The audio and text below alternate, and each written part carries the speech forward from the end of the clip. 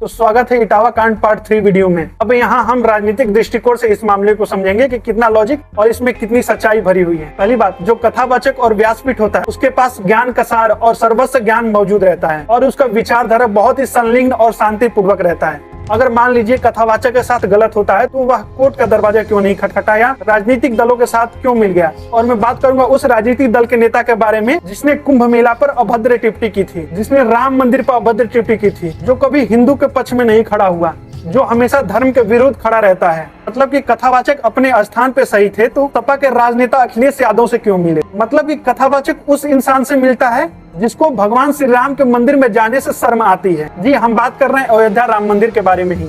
मतलब कि इस प्रोपेगेंडा से इतने सारे लॉजिक निकल कर आ रहे हैं तो दाल में कुछ न कुछ तो काला है। तो आखिर सच को छिपा के एक तरफा नफरत फैलाने वाली भावना किस पक्ष की तरफ है? क्या कथावाचक की तरफ से कि क्या आरोपित पक्ष की तरफ से, कि कहें कि दोनों पक्ष के प्रोपेगेंडा फैलाने वाली राजनीतिक दल की तरफ से? वैसे अब लग रहा है कि न्याय कोर्ट के जजों के हाथ में नहीं बल्कि राजनीतिक राजनेता दल के पास हो गई है। ये राजनेता उस समय कहाँ चले जाते हैं जहाँ धर्म की बात आती है। अभी हाल ही में मुजफ्फरपुर में एक मामला सामने आई है, यादव के लड़के द्वारा रेप किया गया। क्या आपको ये बात की जानकारी थी? अब इसमें रेप वाली बात या कथावाचक वाली बात, दोनों में से कौन मजबूती पकड़ता है?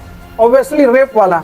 तो रेप वाले मामले में अखिलेश यादव क्यों नहीं सामने आए या कोई भी राजनेता क्यों नहीं सामने आया? तो उस ब्राह्मण लड़की के पक्ष में अखिलेश यादव क्यों नहीं खड़े हुए? उस समय क्यों नहीं उस यादव लड़के का विरोध किए? आखिर इस कथावाचक को क्यों बुला के सम्मान दिया उन्होंने? मतलब कि आप राजनीतिक फायदे के लिए, अपने वोट बैंक के लिए किसी एक पक्ष का सुन के, बिना किसी न्याय, बिना किसी जस्टिस के आप उसको बुला के सम्मानित करते हैं। अगर मानिए कि इस मामले में जांच होता है और कथावाचक गलत पाया जाता है तो इस वोट बैंक के बारे में आप क्या निर्णय लेंगे? तो उसमें आपको जाति वर्णन में बांटने के लिए ये प्रोपेगेंडा किसने फैलाया, क्या समझ में आ रहा है? तो इस नेता के बारे में क्या विचार आपका सामने आएगा? आशा करता हूँ कि इस मामले में कड़ी से कड़ी जांच बैठाई जाए और जिस भी पक्ष के दोषी प्रमाणित व्यक्ति हो उस पे कड़ी से कड़ी सजा लगाई जाए ताकि कोई भी विशेष वर्ग जाति वर्णन में न बटे और धर्म पे खिलवाड़ न हो और व्यासपीठ का सम्मान भी बचा रहे। आप सब थोड़ा सा मेहनत करके इस वीडियो को शेयर करें और सब्सक्राइब करें और सबके पास तक पहुंचाएं, जिससे कि लोगों का सोच और विचारधारा एक तरफा न करके पक्ष विपक्ष दोनों दृष्टिकोण से समझने का विचार और प्रयास करें। जय हिंद, जय भारत।